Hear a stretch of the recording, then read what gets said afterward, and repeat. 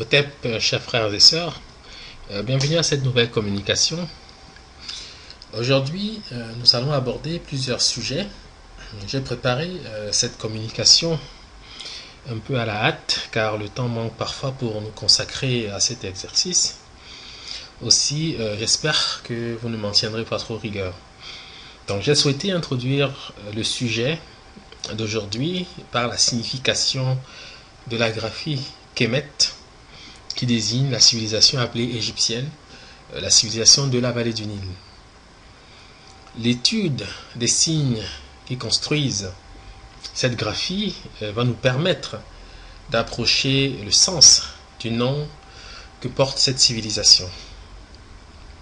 Donc nous commencerons par le bilitaire Kem, ici représenté. Donc, suivant les auteurs et les ouvrages, ce signe est traduit par une peau de crocodile, un tas de charbon de bois brûlé ou la patte d'un animal. Mais quel que soit l'objet qu'il représente, ce signe rend compte de l'épithète noir. Donc on ne sait pas avec certitude à quoi renvoie cet objet qui est représenté, mais quel que soit l'objet représenté, on sait de manière certaine que ce signe renvoie à l'épithète noire. Et cette certitude est fondée sur l'usage de ce terme et le contexte dans lequel il paraît. En phonétique, ici nous nous appuyons sur les travaux de Jean-Claude Boly, qui a publié un ouvrage très important intitulé Origine des langues africaines. Donc en phonétique, Boly nous apprend que le négro-égyptien M ou B correspond au Sango MB, à l'Aoussa M ou B et au Somali M ou B. Alors ces correspondances sont importantes car elles constituent le socle sur lequel nous allons fonder cette communication. Et ces correspondances phonétiques nous permettent de voir que le bilitaire Kem correspond en réalité au squelette consonantique KMB, comme nous le montrons ici, ou au squelette KB, car comme on le voit, le M ou le B correspond au MB, au M ou au B, hein, voilà, respectivement. Alors, ceci nous permet de voir, d'approcher la première signification accordée au bilitaire Kem par les ouvrages d'égyptologie, qui donc traduisent ce bilitaire par, en tout cas font correspondre cette graphie à la peau de crocodile. Or, en bassa, on remarquera que le crocodile se dit Kombi, variante Kombo qui signifie région, pays. Donc déjà, on voit le lien qui permet d'unir cette graphie donc par son squelette KMB au mot Kombi, crocodile, et Kombo, région, pays. Donc cette première référence permet d'approcher le sens de pays accordé à cette graphie. Et en Douala, nous avons une variante, Ekombo, qui signifie région, pays. Voilà, donc, et qui vérifie le squelette consonantique KMB. Pour ce qui concerne le KB, nous le verrons à quoi il fait référence tout à l'heure. Concernant le charbon, nous verrons également que le poulard, Kembu, signifie charbon. Le babanan, Kambi, signifie charbon. Donc, nous avons toujours ici affaire au squelette consonantique KMB. Et le vai, Kempori, par exemple, qui signifie noir. Alors, pourquoi nous présentons le vai? C'est simplement pour introduire le fait que le B et le P sont interchangeables dans les langues négro-africaines. Ceci, on le verra tout au long de cette communication. S'agissant maintenant de la patte d'un animal, alors il faut savoir que cette référence ou cette correspondance a été suggérée par le professeur Mubabinge Bilolo, qui défend que cette graphie ne correspond ni à un bout de charbon, ni à la peau d'un crocodile, mais à la patte d'un animal. Et en l'occurrence, l'objet défini se dit dikama, en Chiluba, donc patte d'un animal, qui correspond au Bassa Likala, patte d'un animal, au Douala Mukala, patte d'un animal, au Lingala Ekolo, patte d'un animal, et au Kikongo Kolo, patte d'un animal. Alors les locuteurs de la langue Douala peuvent s'étonner, parce qu'on sait aussi que dans cette langue, Mukala désigne l'homme blanc, et dans le livre qu'émettent le sens du nom, je présente en fait pourquoi nous avons cette correspondance. Okay. Et je dis d'entrée ici que ces termes ont été forgés ou formés, se sont formés à une époque où l'humanité était homogène et noire. Donc, ceci permet déjà d'approcher la réflexion que vous pouvez avoir ensuite. Mais, je voulais apporter cette précision car les locuteurs de la langue Douala peuvent s'étonner, bien sûr. Mais ceci, comme je dis, j'explique pourquoi nous avons ces formes attachées à cette graphie dans le livre. Je n'ai pas le temps malheureusement ici de m'appesantir sur ce thème très important du reste. Voilà. Donc nous avons ces correspondances. Donc, et il faut savoir que, je ne l'ai pas dit, mais tous ces mots que vous voyez paraître ici sont un seul et même mot. Hein. La racine est toujours la même. Qu'elle soit KL ou KM, il y a des correspondances phonétiques associées à ces formes. Et c'est le même mot, quoiqu'il sonne différemment, car les voyelles peuvent changer, mais la racine consonantique reste la même. Alors ici, je vais faire un premier rappel donc, concernant donc, le crocodile, qui se dit Kombi en Bassa, variante Kombo, qui signifie région, pays, et puis le Douala et Kombo, qui signifie région ou pays. Voilà. Cette première observation nous fait voir que, en réalité, lorsque nous avons affaire à cette graphie, il faut savoir que le squelette consonantique que nous établissons, en tout cas la lecture que nous établissons, KMB, est purement arbitraire. Car nous pouvons aussi lire BMK ou MBK. Voilà, c'est arbitraire. C'est simplement pour rendre compte les consonnes qui rentrent dans la formation du mot associé à ce signe. C'est la raison pour laquelle nous aboutissons à ce que nous avons ici sous les yeux. C'est-à-dire que le négro-égyptien KM, donc, ou KMB, d'après les correspondances établies par Jean-Claude Mboli, correspond en réalité au générique Mboka, qui signifie pays dans la région des Grands Lacs. Donc nous avons par exemple ici le Yambassa, Mboka, pays étendu, le Lingala, Mboka, village, pays, le Bobangi, Mboka, village, pays, l'Eleku, Mboka, village, pays, le Mbenga, Mboka, village, pays, le Wolof, Bok, qui signifie famille, parenté, le Douala, Mboko, campement, champ, camp, lieu de rassemblement, Douala, Boka, qui est ici un verbe qui signifie fonder. Tout à l'heure, nous allons traiter plus amplement de cette forme. Le Bakwiri, Mbamboko, pays, le Bassa, Mbok, pays, le Koro, Mboka, Mboga, village, le Fang, Mvok, pays, lignée, descendance, le Fang, Mvo, pays, lignée, descendance, donc en relation avec le Wolof, Bok, famille. Car il faut savoir ici que le B et le F et le V, le B, le F et le V sont interchangeables, y compris avec le W. Mais pour l'instant, je ne vais pas compliquer, parce qu'on peut aussi dire Mwok, qui renvoie à la même réalité. Mais pour l'instant, je ne décris que ce que nous avons sous les yeux pour ne pas compliquer le discours. Donc, le B et le V sont interchangeables dans les langues négro-africaines. Ceci est permanent. Ok? Donc, ensuite, la forme KB que nous voyons paraître ici, donc à côté du KMB, renvoie à la notion de peau dans les langues négro-africaines. Donc, nous aurons par exemple ici le Songhé et Koba, qui signifie peau, le Tsambaran et Kob, peau, le Kibongo et Kob, peau, le Fang et Kob, peau, le Chiluba, Dikoba, Po, le Wondo, Ekob, Po, le Bassa, Ko, Po, avec la perte du B. Alors, ce qui est important, c'est de voir donc que ce signe renvoie non seulement à la notion de pays, mais aussi à la notion de peau, ce qui permet de faire jaillir une première notion associée au phénotype d'une population. Okay? Le charbon, ou la peau de crocodile, ou en tout cas les thèmes qui sont abordés naturellement, on l'a dit, ce signe renvoie à l'épithète noire. Donc, par déduction, et ceci maintenant paraît clair, nous avons d'un côté la notion de peau, de l'autre côté le thème de la noirceur, du charbon, etc. Associés ensemble, ces notions permettent de faire apparaître en fait le phénotype de population auquel s'applique ce signe.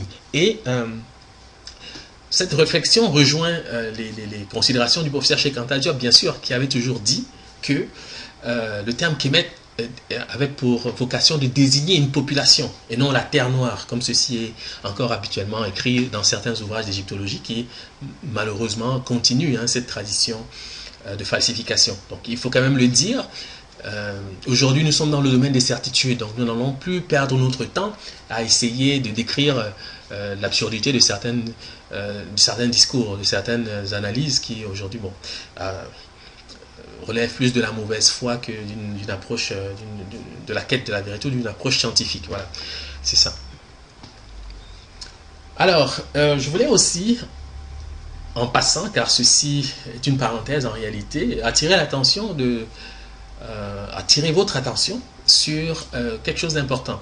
Parce qu'il faut savoir que tout à l'heure j'ai dit que le squelette consonantique KB correspond à la notion de peau, donc écobe ou cobe dans les langues de la cuvette congolaise. Mais il faut savoir que ça ne s'arrête pas là, parce que cette notion évolue vers le thème de l'initiation, de l'éducation, de la formation, de la connaissance, puisque le bassa kobi veut dire être initié, le bassa kob signifie apprendre par initiation, et le mandin kiba, qui est le même mot, signifie introduire, initier. Et cette relation est encore plus claire et associée à la couleur noire avec le ladi, donc une langue parlée dans la région du Congo, pindi qui signifie s'assombrir, obscur, noircir, qui correspond au douala pindi qui veut dire initié. Donc il y a une relation permanente entre le fait d'être noir et la notion d'initiation dans les langues parlées par les peuples qui vivent actuellement dans la région des Grands Lacs. Et le douala lambola pindi par exemple signifie, ou en tout cas désigne la chose cachée aux profanes. Voilà. Donc il y a une relation, ceci est une parenthèse, je ne vais pas insister là-dessus dans le livre qu'Émet les voies du retour, j'insiste davantage sur cette notion, car elle est aussi associée au fardeau, à la charge, etc., qui va rejaillir plus tard avec le christianisme notamment, et le fait qu'on dise qu'il faut porter sa croix, etc., etc., etc. C'est beaucoup plus dense, mais je m'arrête ici parce que si on poursuit, on va s'écarter du sujet principal de cette communication. Voilà. Alors, nous avons parlé de du premier signe, donc le militaire Kem. Nous allons maintenant parler du hibou, qui paraît également dans cette graphie. Alors, nous disons ceci. Les dictionnaires donnent au français hibou une origine dans l'onomatopée ou, censé être le cri de cet oiseau nocturne. De même, l'anglais hol, hibou, chouette, dérive de ou, fondé sur l'indo-européen commun oul, qui signifie hurler. Cette étymologie proposée par les dictionnaires ne tient son sens qu'à partir des langues négo-africaines. En effet, kala est le terme générique qui traduit le verbe crier dans les langues de la cuvette congolaise. Et le Chiluba associe tout particulièrement ce verbe au hibou. Donc en Chiluba, nous avons notamment kala qui signifie crier et kala qui signifie crier comme le font certains animaux tels que les hibous ou le caméléon. Alors il faut savoir que le proto-bantou pour cette forme est kem, qui signifie appeler, crier, en parlant des animaux. La variante kem, grogner avec effort, forme qui prouve que nous demeurons dans le même registre, car kemi signifie brûler, en manjaku notamment. Donc nous avons toujours l'association entre le fait d'être brûlé, le charbon, etc., et le cri ici qui paraît avec un proto-bantou qui est kem, qui veut dire appeler, crier. Bon, ceci va être éclairé plus tard, naturellement. Nous aurons également le serma qui est une langue parlée au Burkina Faso, kaala qui signifie crier, en parlant des animaux, des oiseaux, des insectes, qui confirme cette relation. On retrouve ce verbe à l'identique dans les langues européennes et asiatiques. Donc le serma, ici en Afrique noire, kaal, crier, aura donc conduit à des formes telles que l'islandais kal, crier, le perse kala, crier, l'assyrien kala, crier, le hollandais kal, crier, l'hébreu kol, crier, l'hébreu kal, appelé, assemblé, l'hébreu kara, appelé, crier, invoqué, l'anglais kol, appelé, crier, le féroïen kala, appelé, le norvégien kale, appelé, le suédois kala, appelé, le danois kalde, appelé. Voilà. Alors ce cri est associé à la naissance du soleil, comme le montre le serma kaal, crier, homonyme de kaal, devenir jour, variante kaala, devenir jour, dans la même langue. Donc on voit ici qu'avec le serma kaal, qui traduit le verbe crier, nous avons un homonyme, kaal, qui veut dire devenir jour, et qui naturellement nous renvoie, n'est-ce pas, à la naissance du soleil, astre du jour.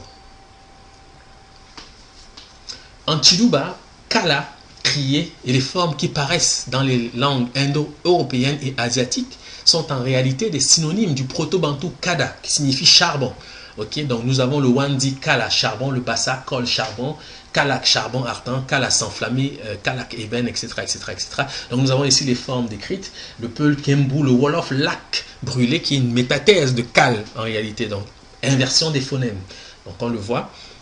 C'est comme ça que le Wolof en fait procède. Et on se rend compte qu'en réalité, les langues parlées par les peuples qui vivent actuellement en Afrique, en fait, cette langue est la même. C'est simplement les formes qui varient, mais les radicaux sont toujours les mêmes. Okay? Et ces radicaux sont fonction des médunetières, donc des hiéroglyphes.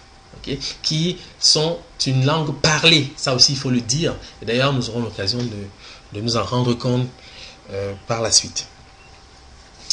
Alors ici, je présente donc des listes qui sont aussi reprises dans le livre. Donc vous avez ici plusieurs formes, Lingala, Makala, charbon, Tonga, Makara, etc.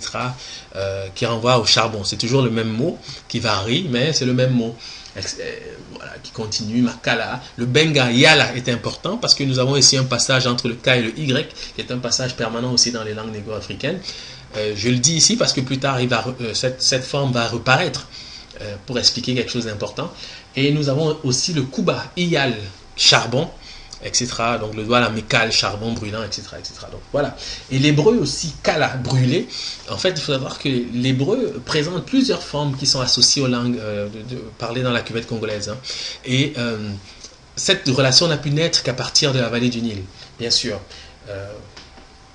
Je parle ici du verbe kala, mais il y en a d'autres. Si vous avez la possibilité de lire le livre, vous vous en rendrez compte. À chaque fois, je présente la forme hébreu et elle est toujours très proche des langues parlées dans la cuvette congolaise. Et ceci s'explique aisément du fait de l'histoire, bien sûr.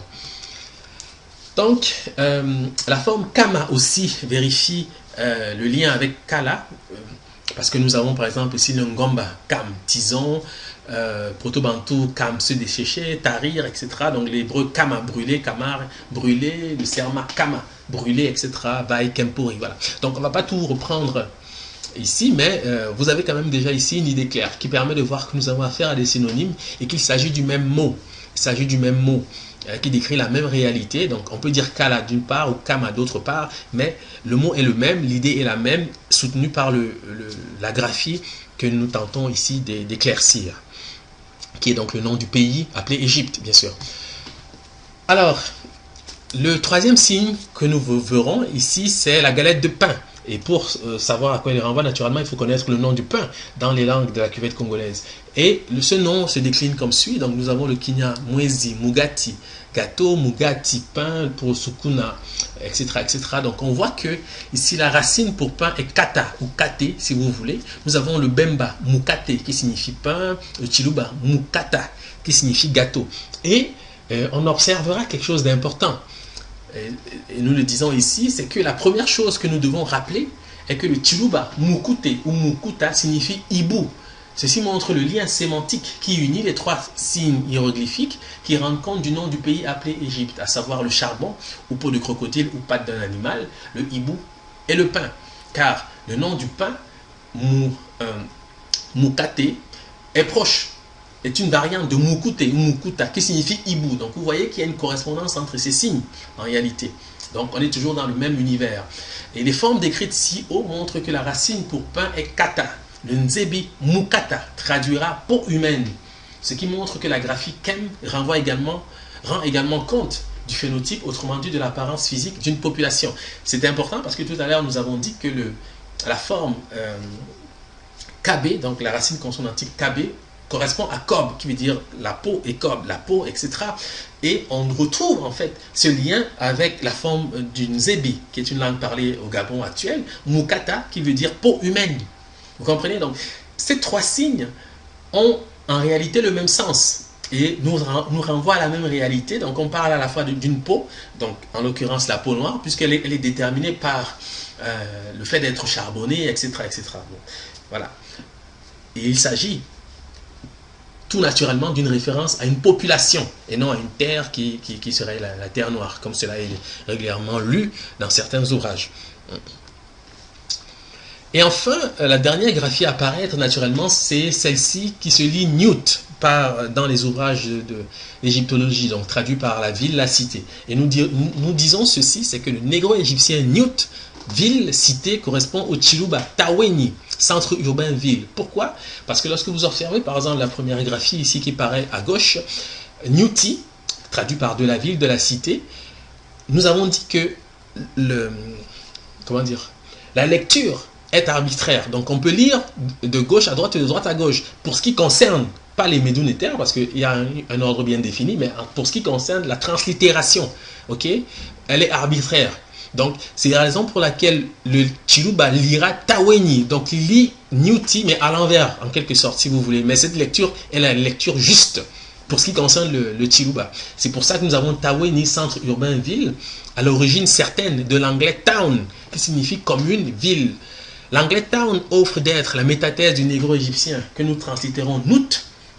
Et cette relation est aussi soutenue par le négro-égyptien Newt, traduit par ciel de l'au-delà, ciel inférieur. Nut est l'image du ciel. Alors, ce que je dis ici peut surprendre parce qu'on peut tout aussi bien faire remarquer pourquoi est-ce que nous faisons provenir l'anglais town du Chiluba Taweni et pas l'inverse. La raison est toute simple, c'est que la notion de ville est née chez les peuples sédentaires connaissant le matriarcat. Or, les peuples eurasiatiques, donc les anglo-saxons par exemple, sont des nomades par tradition. Ce sont des peuples qui ont longtemps pratiqué le nomadisme puisqu'ils proviennent d'Asie, ok, et qui connaissaient le patriarcat. Donc, ils n'avaient pas de notion, ils ne connaissaient pas ce qu'on appelle une ville, ok, parce que la notion de ville naît de la sédentarisation. C'est lorsqu'on est dans un endroit défini avec des frontières qu'on parle de ville. C'est pour ça qu'il ne faut pas faire l'histoire à rebours.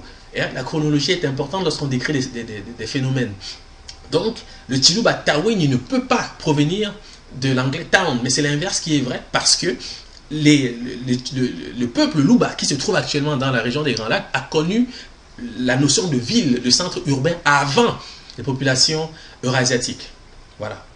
Ok, donc c'est ça le sens de l'histoire et c'est pas l'inverse. Parce que je sais qu'on aime parfois continuer les discussions, mais sur des bases qui sont parfois erronées. Donc il faut clairement le dire, la sédentarisation est au fondement de la civilisation et la sédentarisation est une conquête méridionale d'abord. Okay? Les peuples nomades vont se sédentariser par la suite. Donc les peuples arrivés d'Asie, c'est plus tardivement qu'ils connaîtront la sédentarisation et donc l'agriculture, parce que l'agriculture naturellement suppose la sédentarisation. Le nomade ne connaît pas l'agriculture, il ne pratique pas l'agriculture et il a plutôt une culture associée à la guerre, parce que naturellement il est en permanent en situation de conflit, puisqu'il va à gauche, à droite, et il crée par ce fait aussi de l'insécurité. Donc c'est ça qu'il faut comprendre. Voilà.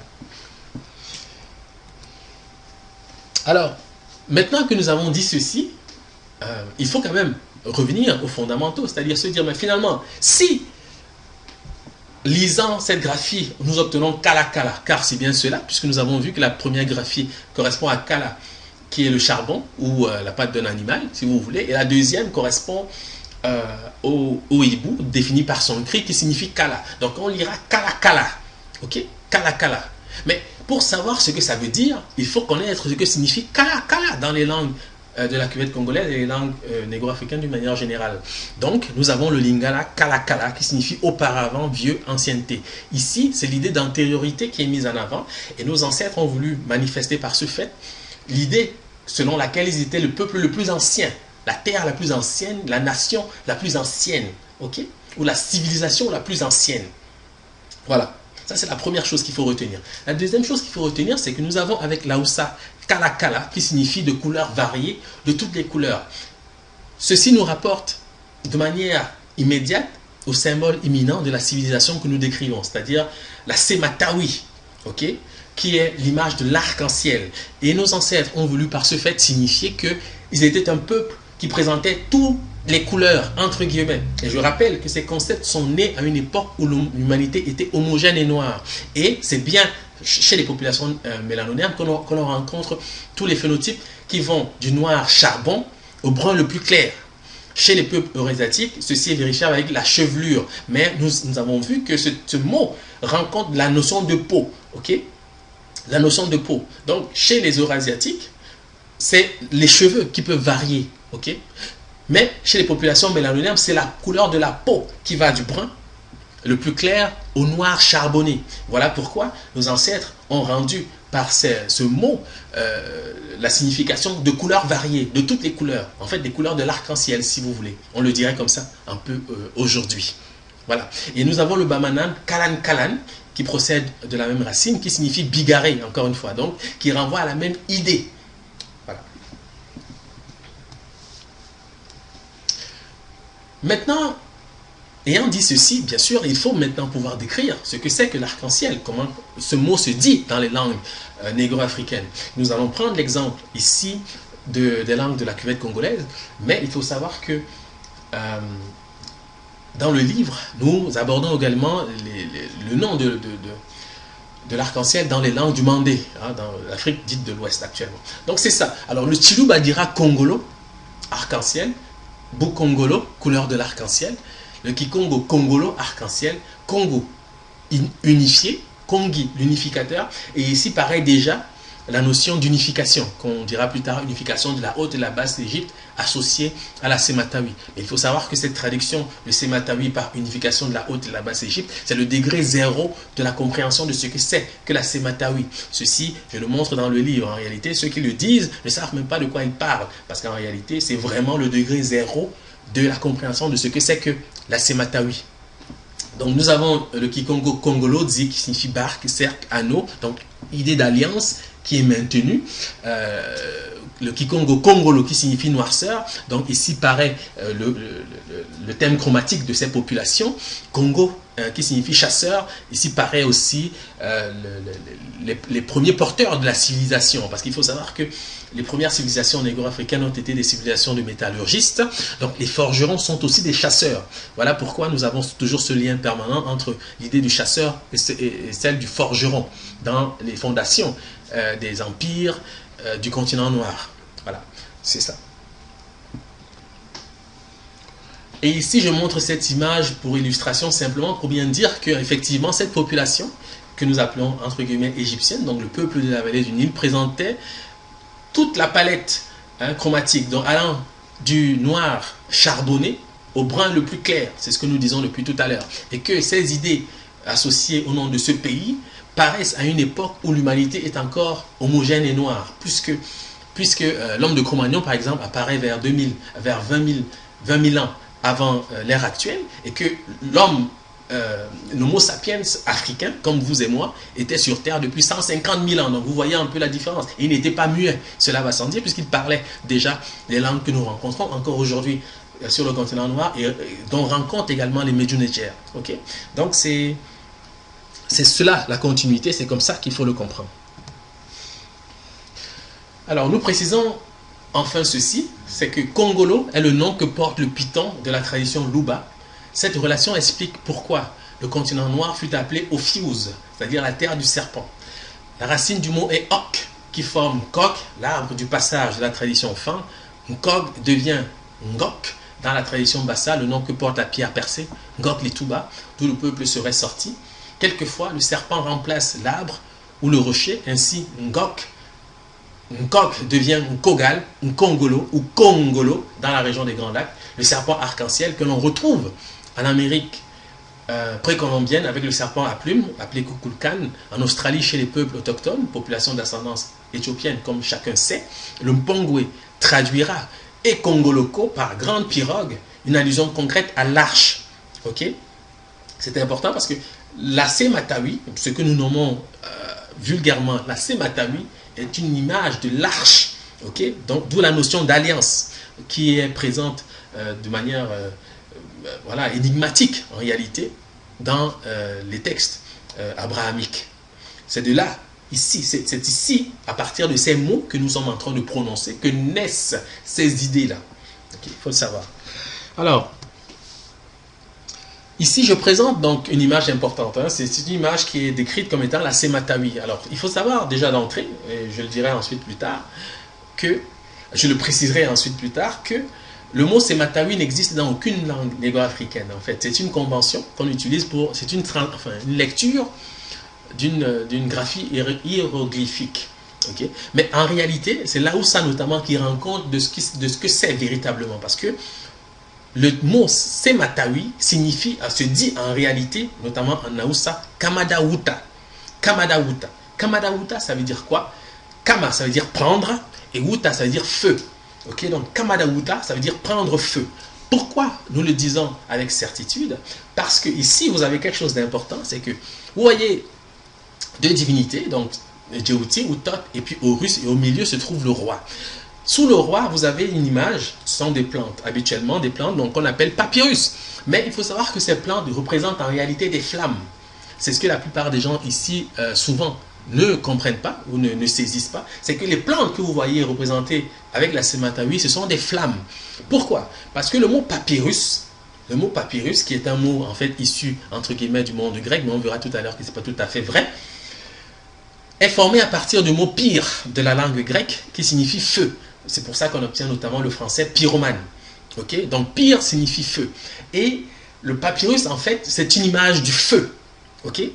Donc il faut faire la différence entre le concept papyrus qui rend compte du feu et la plante elle-même qui est associée, donc qui est le support de l'écriture, mais qui est aussi une image du feu. Parce que dans les langues, les traditions négro-africaines, l'éducation, l'instruction se dit kala, notamment dans le domaine mandé, kala, kala, etc. Donc c'est associé au feu, au fait de brûler. Okay? Donc l'éducation, l'initiation est associée à la carbonisation.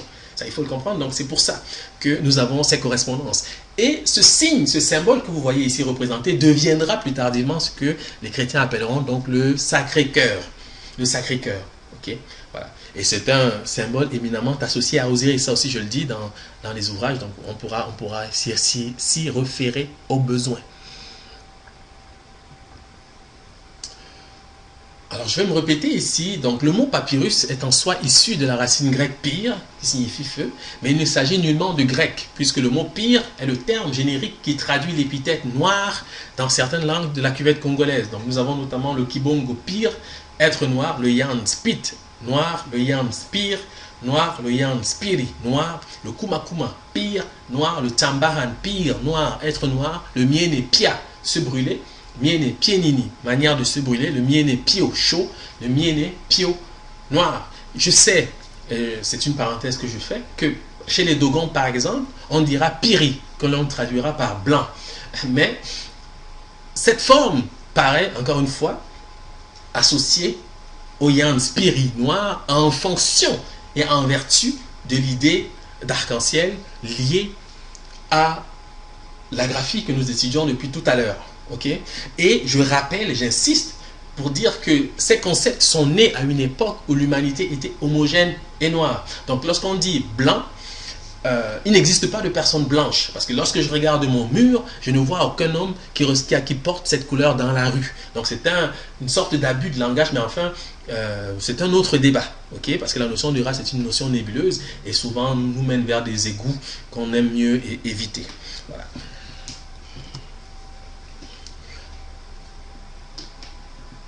Nous allons maintenant étudier un certain nombre de concepts. Nous allons commencer par Horus, que nous appelons Koulou, dans la région des Grands Lacs. Ici, nous le retrouvons accompagné du Nepti Oremmeb, qui est une image importante. Et nous verrons que cette image nous introduit vers de nouveaux développements en fait, qui tiennent toute une importance. Voilà.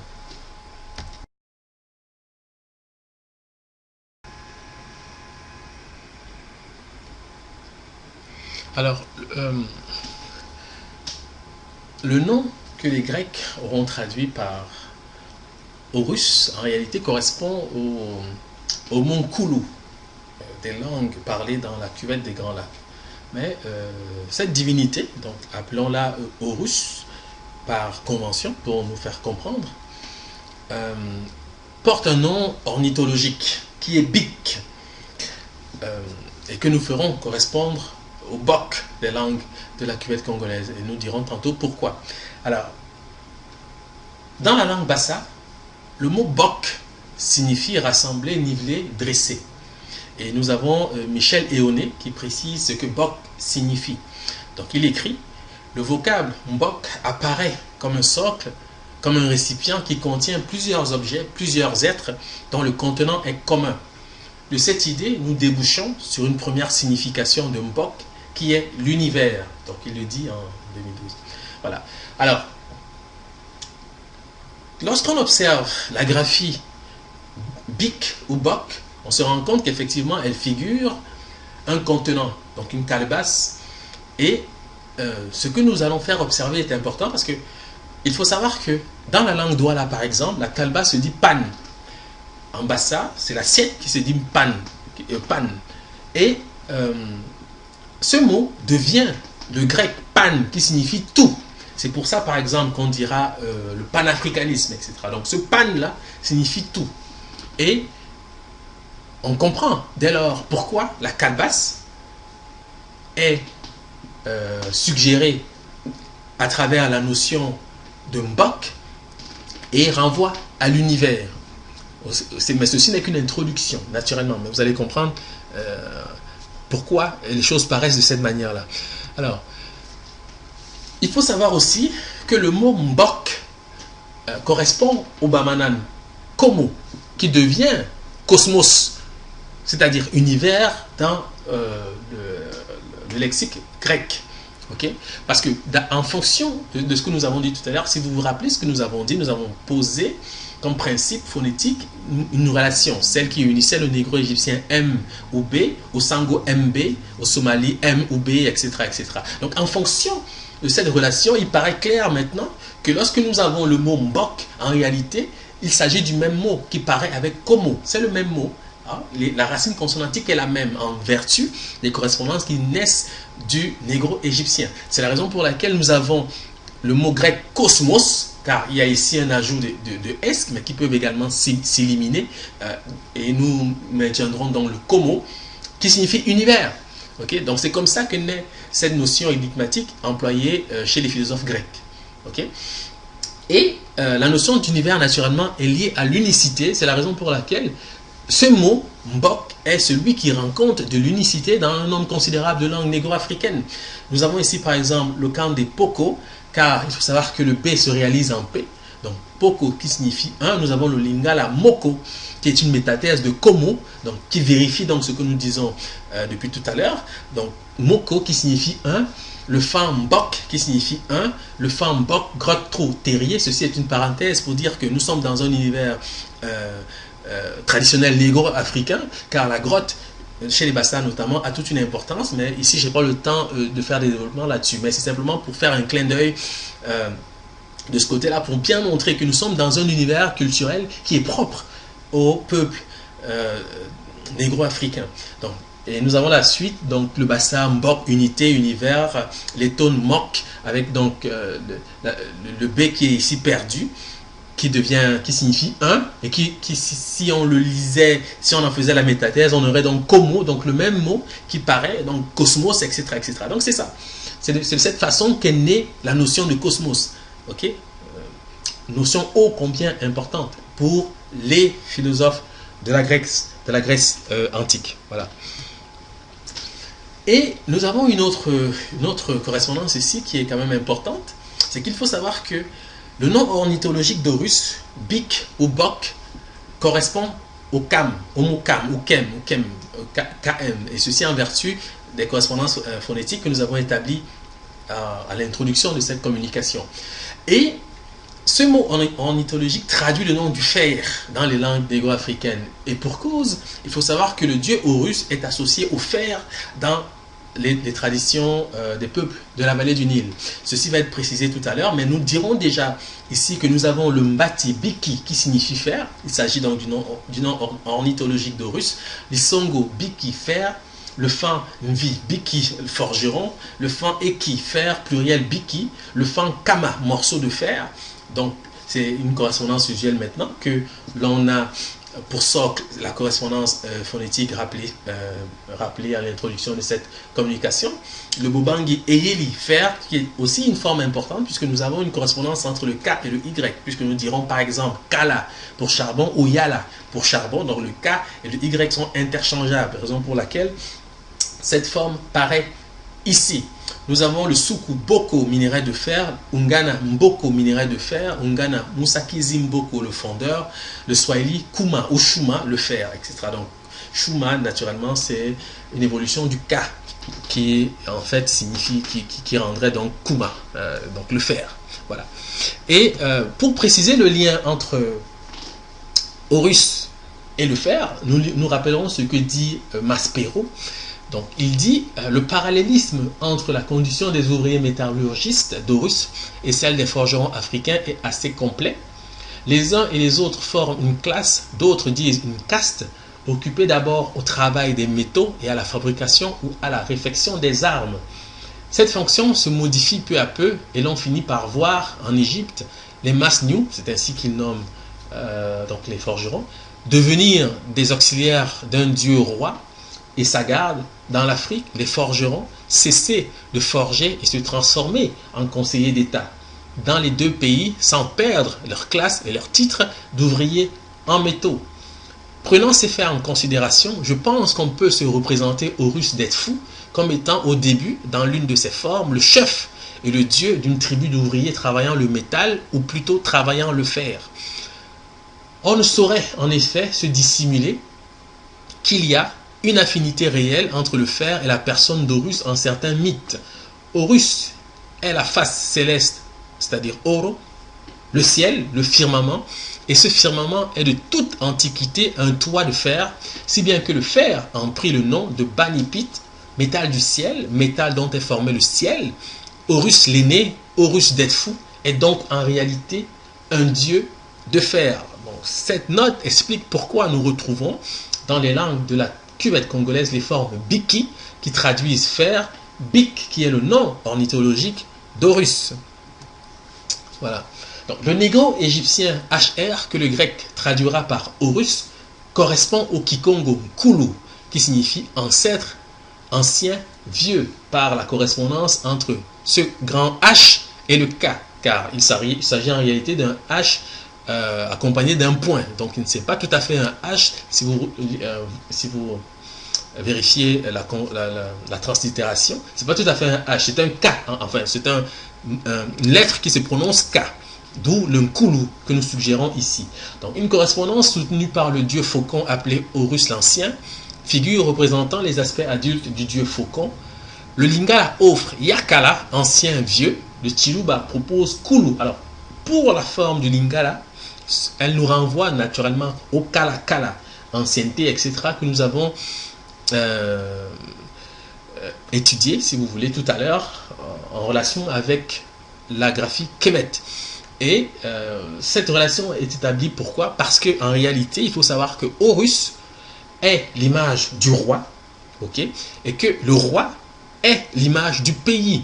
Donc il y a une relation entre la personne du roi et le pays, d'où ce lien qui paraît ici. Alors le Chiluba nous propose donc Kulu, qui signifie ancien, antique, aîné, primordial, principal, suprême, plus âgé, plus vieux. Mukulu, qui signifie aîné, ancien, aïeul, chef. Kulu, qui signifie en l'air, au-dessus, donc des relations avec le ciel naturellement et avec le faucon qui vole très haut. Debout, Dieu, être enceinte, accoucher.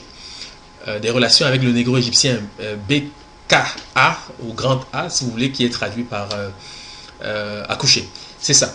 Donc, et d'ailleurs, il s'agit aussi pour nous de préciser que le professeur Théophile Obengaura fait un lien entre cette forme négro-égyptienne, le BK ou BK si vous voulez, et le fan soit Biki, qui signifie dot de mariage, car à l'origine, le fer était rentré dans la constitution comment dire, dans les échanges en relation avec la dot de mariage.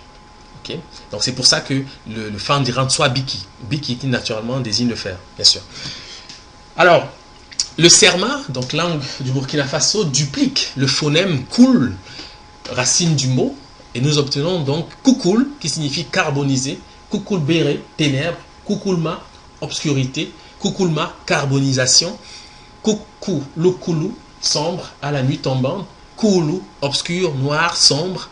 Le serment kukul, carbonisé, aura probablement formé Kukulkan, le nom du grand dieu des traditions précolombiennes. Le motif de cette relation que nous établissons est fondé par les langues précolombiennes elles-mêmes qui proposent le proto-Huastecan, Kakal, soleil, proto-Nzetalan, Kakal, soleil, Nzotzil, Kakal, soleil, et puis le maya, ou Chikonunsetek, Kakal, donc le soleil. Donc on voit ici que les formes sont maintenues, et les radicaux sont maintenus, et ceci est tout à fait pertinent et normal, puisque ces peuples de l'Amérique précolombienne sont apparentés aux populations négro-africaines, comme on a su l'observer avec les Olmecs, notamment. Voilà. Alors, cette racine aura traduit le nom du charbon dans les langues dites indo-européennes. C'est la raison pour laquelle nous avons ici le norvégien Kul, charbon, danois Kul, charbon, allemand Kolle, charbon, au allemand Kolo, charbon, etc., etc. Voilà. Donc, ce sont des formes, en fait, qui naissent du même radical. En fait, il s'agit de la forme initiale Kala, hein, qui varie, parce que ici, les consonnes peuvent varier, comme je l'ai dit tout à l'heure, mais la racine consonantique reste la même. Et il faut savoir que les médiunégères, donc les hiéroglyphes, ont vocation à rendre compte des consonnes uniquement, les voyelles pouvant varier. Et c'est ce qui fait d'ailleurs la diversité du langage en Afrique. Voilà. Maintenant, nous allons aborder une notion aussi importante. En fait, il s'agit du foyer, qui renvoie à la fois à l'endroit où brûle un feu et au lieu d'origine, au lieu où demeure la famille. Voilà. Donc, ce mot, le foyer, est traduit par le lingala, liboko. En réalité, il s'agit de boko, car le li est un préfixe de classe, comme on sait. Donc, le mot pour dire foyer est boko, foyer. Donc, cette relation explique pourquoi nous avons l'indo-européen commun, bok, qui signifie brûler. Et j'aimerais bien qu'on m'explique, pour ceux qui conduisent un doute sur ces questions, comment l'indo-européen commun, c'est-à-dire le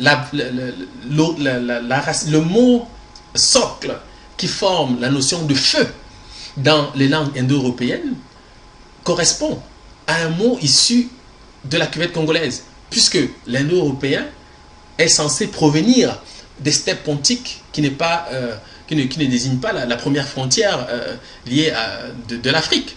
Les steppes, c'est extrêmement loin. Donc il faudrait pouvoir nous expliquer comment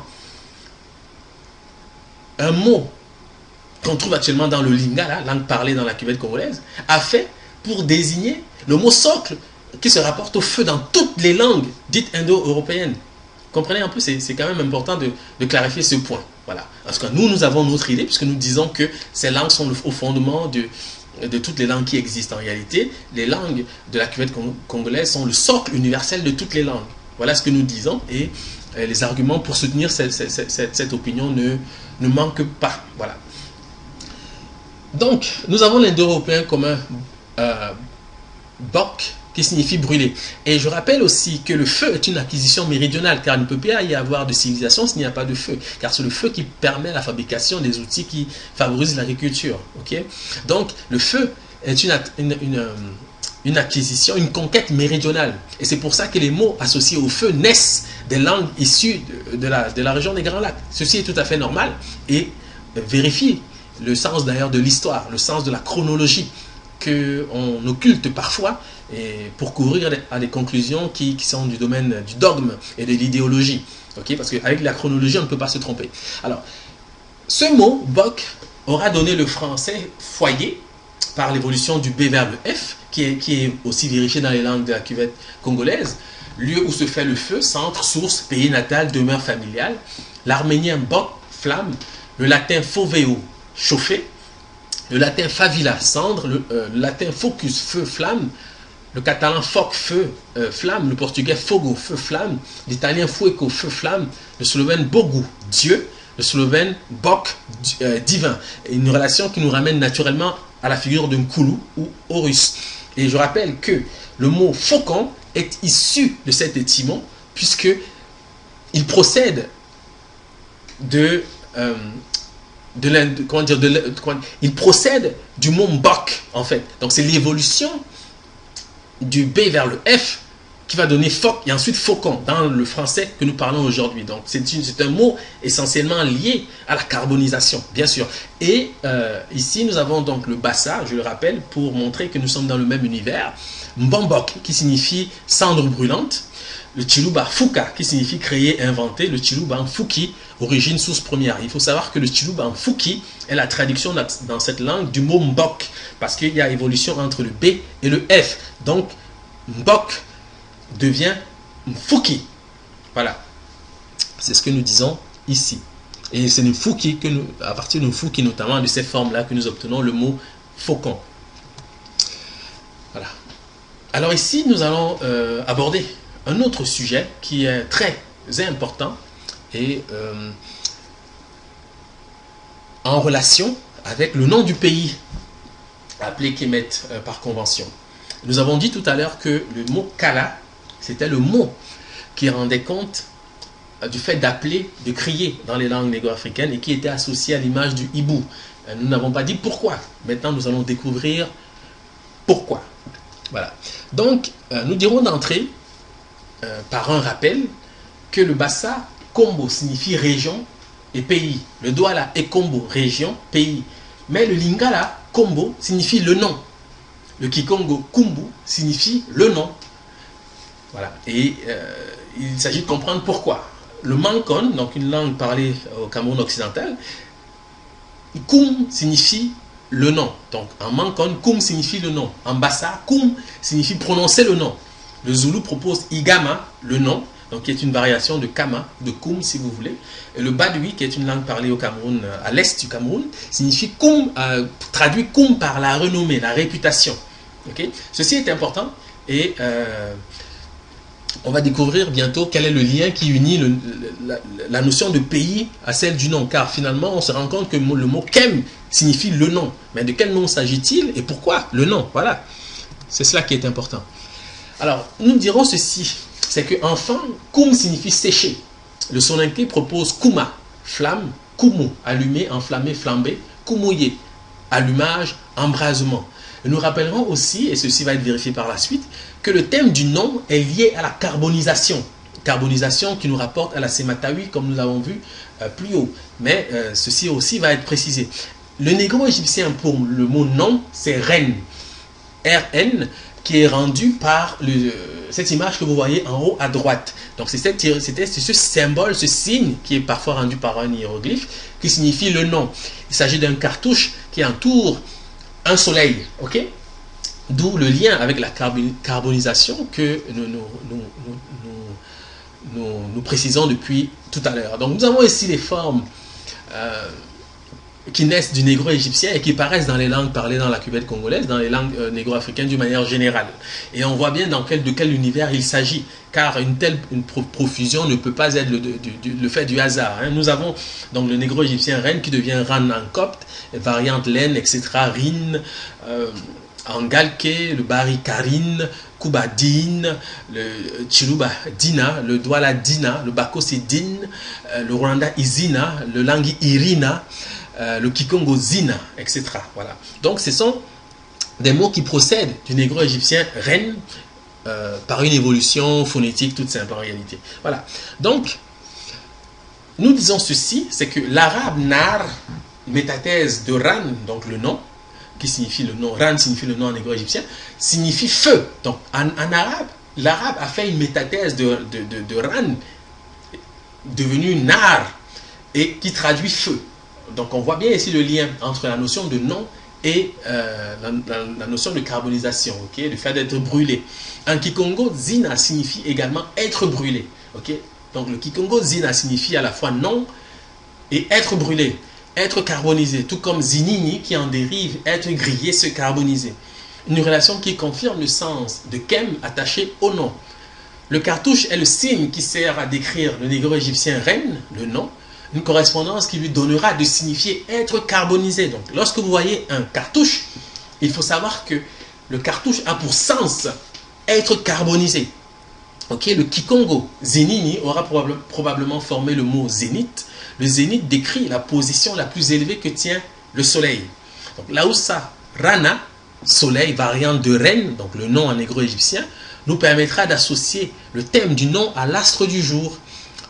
Le cartouche est l'objet initial qui fera apparaître l'auréole de sainteté dans les traditions abrahamiques. Car nous avons dit tout à l'heure que le cartouche se rapporte à la carbonisation.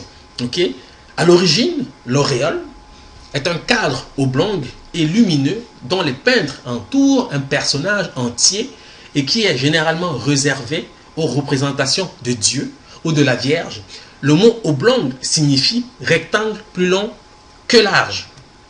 Et nous aurons ici donc la manifestation de tout ce que nous sommes en train de dire, car ici à gauche, nous trouvons représentés deux cartouches, donc de deux Nephti, Unas et Djeotimesu III.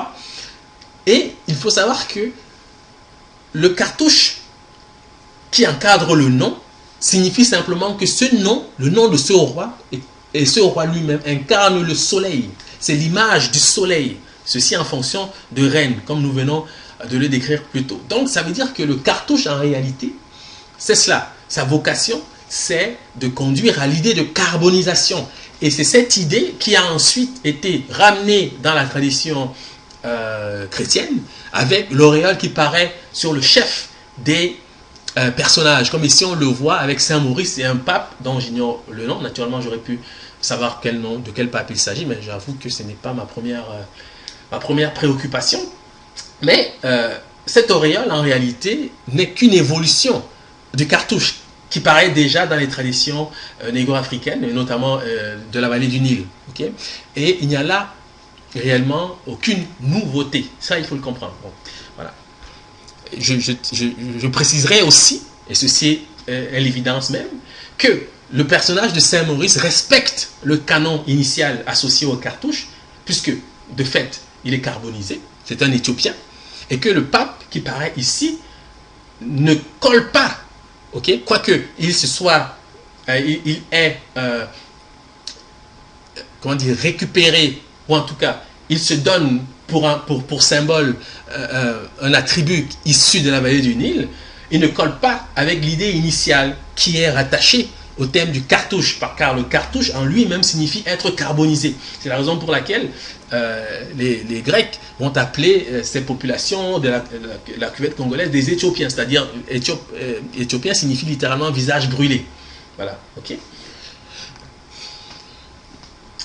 Alors, nous aurons donc le mot kala qui signifie appel, donc c'est le terme générique qui signifie appel dans les langues de la cuvette congolaise. Nous avons en bassa le mot koum qui signifie appel, appelé par son nom, etc. en langue bassa. Et nous avons en Kikongo le mot kuma qui signifie mortier. Alors ce que je vais dire maintenant est très important parce que le personnage que vous avez ici, c'est un dieu tardif qui s'appelle Sérapis, qui paraît dans la ville d'Alexandrie et qui a été formé par les Lagides, dont appartient une dynastie dont appartient Cléopâtre, que nous connaissons un peu plus par les productions hollywoodiennes notamment. Voilà. Mais les Lagides se sont trouvés en difficulté parce qu'ils ont créé une ville qui s'appelle Alexandrie, du nom donc, de l'empereur macédonien Alexandre, mais cette ville n'avait pas de divinité tutélaire. Donc pour en avoir une, ils ont formé cette divinité, Sérapis. Mais le mot Sérapis en réalité n'est que l'agencement de deux noms associés à Osiris, c'est-à-dire le nom d'Osiris lui-même, et puis Apis. Apis qui est le taureau de Memphis, et qui était un taureau, une image en fait d'Osiris. Okay? Donc voilà pourquoi ce dieu va s'appeler Sérapis, montrant donc un phénotype grec. Voilà, parce que c'est l'Agide, là, c'était des Grecs, des Macédoniens. Ils venaient de cet autre littoral de la Méditerranée. Okay. Mais le mot Kuma, mortier, est important parce que vous voyez que ce dieu présente sur la tête un objet. En réalité, il s'agit d'un boisseau. Donc, c'est l'idée de contenant qui est ici mise en avant.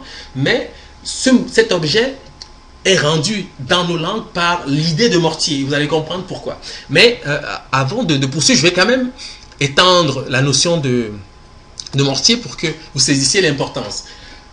Le terme générique pour mortier quoi qu'il s'agisse également de Kuma, est aussi Bok. Donc vous voyez qu'ici il y a encore une correspondance entre ces deux mots, que ce soit Kem ou Bok. Nous avons le Douala Eboki qui signifie mortier, le Douala Mboki cuve, etc. Ebogo en Koyo, mortier, etc. Le Lingala Eboka mortier, etc. etc. Elun. Voilà. Donc nous sommes toujours dans le même registre sémantique, dans la même tradition. Okay?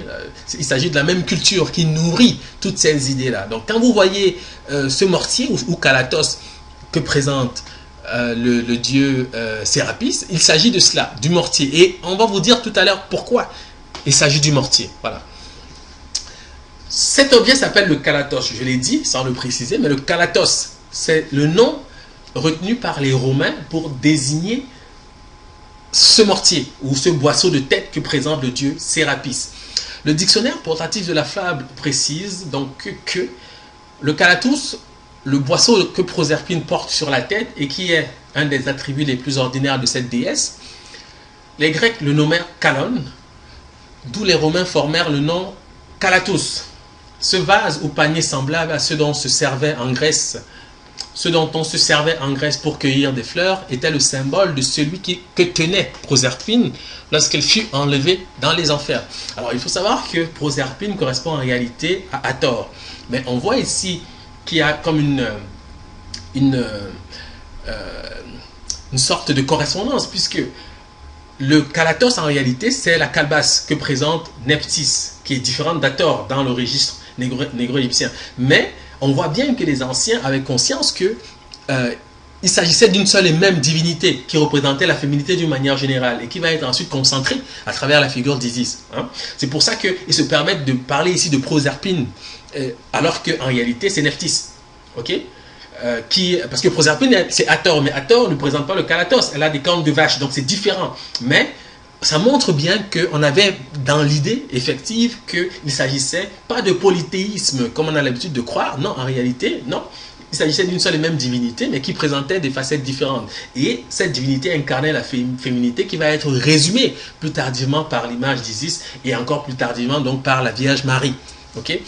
Mais ce qui est important dans cette note, c'est qu'on nous fait voir que le mot Kalon va former le mot Kalatos. Mais en réalité, ce mot n'est pas grec, parce que le Bamanan kolon signifie mortier. Okay? Et on voit qu'on est toujours dans la même structure étymologique, hein? la même racine consonantique. Donc c'est du Bamanan kolon que va se former le grec kalon et ensuite le romain kalatus. Okay? Donc c'est comme ça qu'il y a eu cette évolution-là. Voilà. Maintenant le kalatos. Ceci est important. Il faut savoir que tout à l'heure j'ai parlé de la notion de nom. Le mot nomen signifie nom dans les langues latines, mais ce mot est celui que les Grecs vont utiliser pour décrire l'unité administrative, le nom, l'unité administrative. Donc c'est les Lagides qui vont décider de nommer les unités administratives de la vallée du Nil, les nomment. Le mot négro-égyptien est Sepaout. Dans le livre, je présente ce que c'est qu'un Sepaout et je dis à quoi correspond ce mot dans les langues négro-africaines. Okay? Mais ici, je n'ai pas le temps de m'étendre là-dessus. Mais ce qu'il faut savoir, c'est que les unités administratives en soi désignaient, représentaient en fait les morceaux du corps d'Osiris. Okay? Si on ne comprend pas ça, on ne peut pas comprendre le lien qui unit le Kalatos au nom. Pourquoi? Parce que c'est du mot Kalatos, naturellement, que procède le thème de l'appel, du fait d'être appelé, et c'est de nomen plus Kalatos que nous obtiendrons nomenculatos, c'est-à-dire la nomenclature. Nomenclature. Littéralement, le terme nomenclature signifie appeler par son nom. Mais il faut savoir que ce thème est intimement lié à la personne d'Osiris, comme on va le voir tout à l'heure. Bon.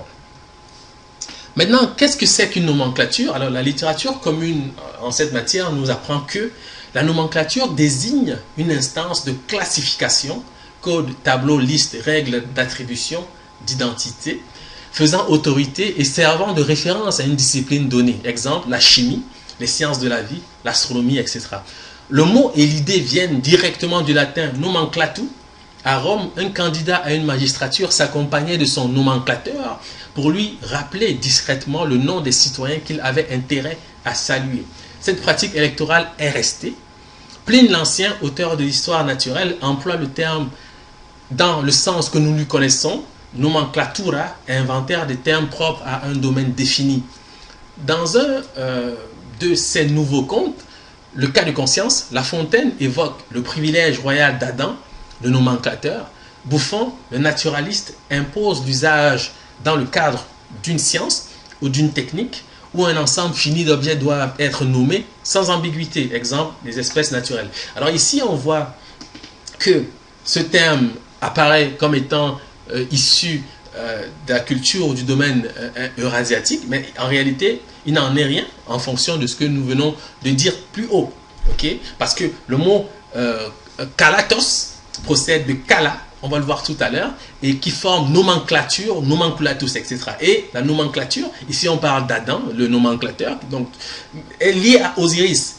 Et Osiris est le véritable nomenclateur. Et ça aussi, on va le comprendre par la suite. Ok. Alors nous avons donc ces formes qui s'expliquent, car la nomenclature naturellement n'est rien si elle n'est pas contenue dans un registre, en l'occurrence le livre. C'est pour ça que nous avons le boulou, kalaté, livre, qui va devenir kalatos. Ok? Donc c'est ça. Voilà le lien. Hein? Quand le boulou dit kalaté, en fait il est en train de parler du kalatos, qui est le boisseau de tête que présente le dieu Sérapis. Le doigt la dira kalati, livre, et les formes qui suivent montrent que c'est un mot qui est exclusivement issu du monde négro-africain, puisque nous aurons le badui kala, livre, le wondo kalara, livre, le bassa karat, livre, le mienge ekati, livre, le mbo kala, livre, les lun kala, livre. Donc on retrouve ici le terme kala associé au charbon notamment, parce que le carbone c'est la vie, ça je le dis, et puis c'est pour ça que il est considéré comme étant le nomenclateur, parce que le carbone est associé même à la notion de vie. Mais ceci, ce sont des considérations associées à la chimie. On ne veut pas trop compliquer le discours, parce que ce n'est pas nécessaire pour la compréhension de ce que nous sommes en train de dire. Donc nous avons donc cette liste. Hein, le Lefo KT, le Congo et KT, livre. Et il faut savoir que naturellement ces mots sont aussi associés à cette divinité grecque qu'on va appeler Hécate. Voilà. C'est une parenthèse. Voilà. Donc, une autre forme est importante, c'est que en Kikongo, on ne dit pas Kala pour appeler, mais Boka, ce qui montre le lien soutenu qui persiste entre ces deux formes, Kala et Boka. Okay? Donc Boka signifie appeler avec des variantes Mbokolo, appel, manière d'appeler, Mboka, proclamation, annonce.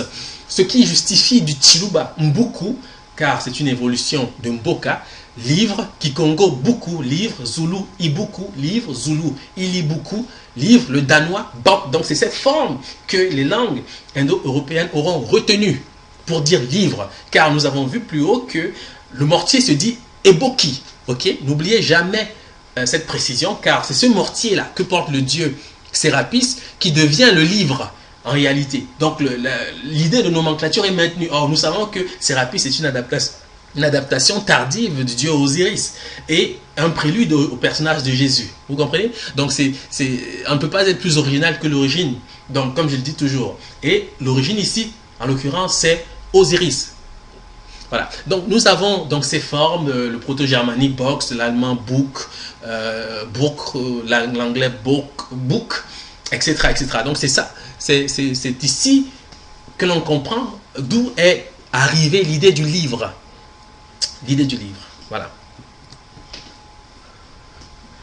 Et ceci explique cette note fournie par Sonoron qui dit: à parcourir les textes grecs anciens, on ne peut se défendre de l'idée qu'aux yeux de ces vieux auteurs, l'Égypte était comme le berceau de toute science et de toute sagesse.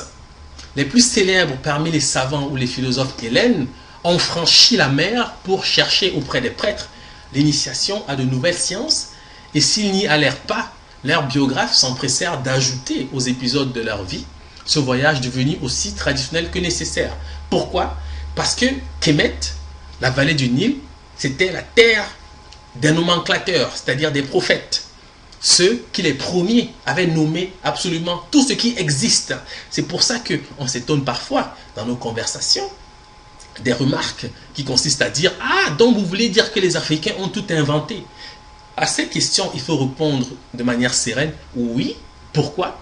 Parce qu'ils ont les premiers nommé tout ce qui existe. Ok? Donc, la notion de nomenclature est capitale pour comprendre le sens de la civilisation. C'est capital. C'est capital. Okay? Et c'est pour ça que nous disons avec certitude que les langues de la cuvette congolaise sont le socle universel de toutes les langues.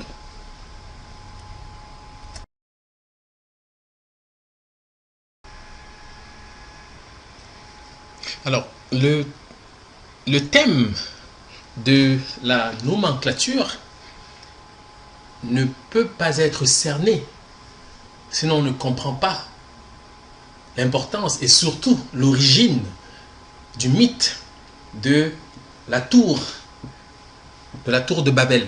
Alors, pour dire les choses de manière très simple, je vais rappeler ici en quoi consiste cette tour. Cette tour paraît dans le récit biblique. Et après le déluge, les hommes donc se rassemblent pour bâtir une tour qui a pour vocation d'atteindre le ciel. Or, Dieu, qui les voit ainsi procéder, s'inquiète et jette au milieu d'eux la confusion tout en les dispersant aux quatre coins de la terre. Et c'est par cette action, d'après le récit biblique, qu'est-ce que serait né la différence de langage qu'on observe aujourd'hui parmi les peuples. En gros, c'est ça. Je résume grossièrement, mais en gros, je pense que chacun d'entre nous a une vague idée de ce que c'est que la tour de Babel. Alors, qu'est-ce que c'est en réalité maintenant? Parce qu'une chose est le mythe, une chose est le récit biblique, une chose est notre réalité que nous allons maintenant découvrir.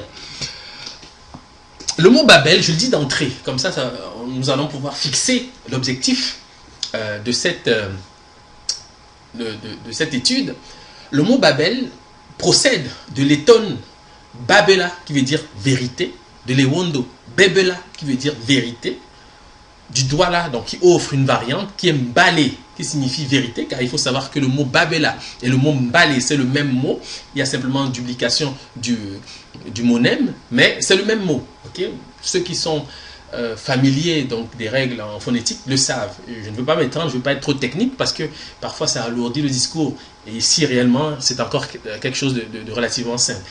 Le Bassa Mbala, vérité, donc c'est le même mot, et le Chiluba Boulelela, vérité. Voilà. Et comment nous savons en réalité qu'il s'agit du même mot? Pour ce faire, il s'agit de questionner la racine du mot. Et c'est le Chiluba en fait qui va nous offrir de comprendre de quoi nous sommes en train de parler. Parce qu'en Chiluba, Ela, qui est la racine de ce mot, qui veut dire que l'on traduit par vérité, donc Bebela, etc. La racine c'est Ela.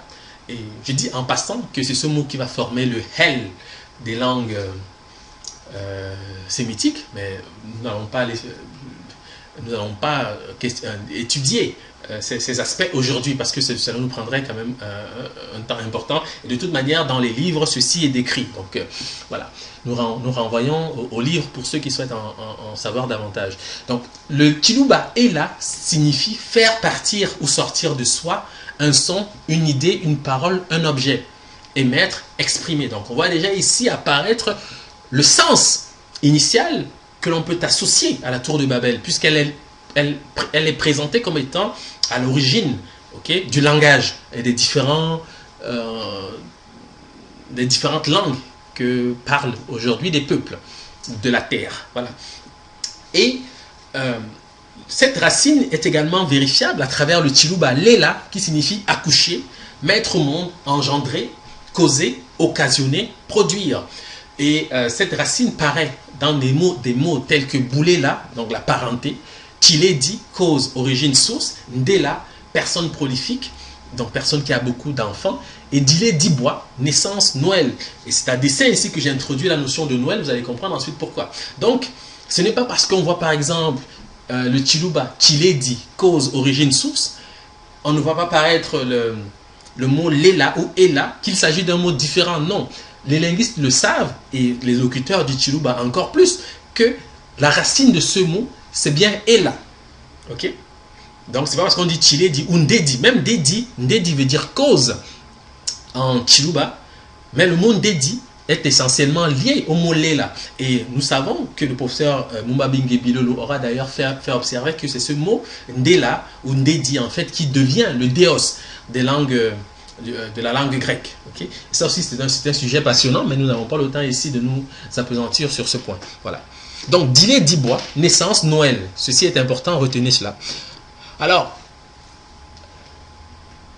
en Chiluba, lorsqu'on décompose ce mot Dile Dibois, que l'on traduit par Noël dans Chiluba, on s'aperçoit d'une chose, c'est que il est constitué de deux mots, à savoir Dile ou Dila, qui signifie jour, et Diboué ou Dibois, qui signifie pierre, et aussi palmier.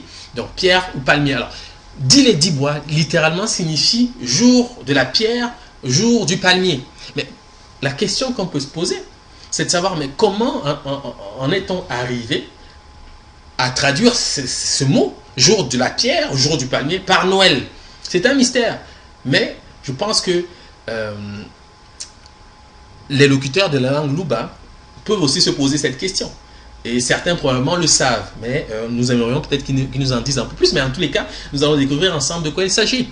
Puisque nous avons ici le thème de la multiplication qui est associé à la tour de Babel, comme on sait.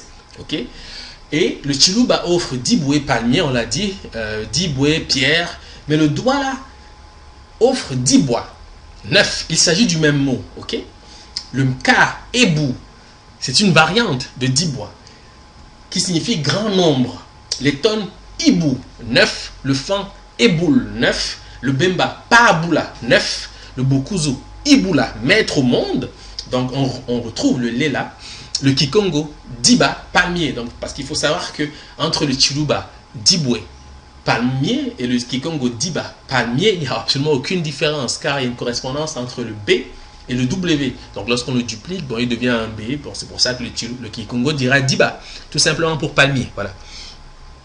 Donc, le thème de la multiplication est lié au chiffre Ibu, c'est-à-dire 9 en Etone, comme le montrent les langues du domaine Manengumba, donc les langues qui sont actuellement parlées dans la région du littoral au Cameroun.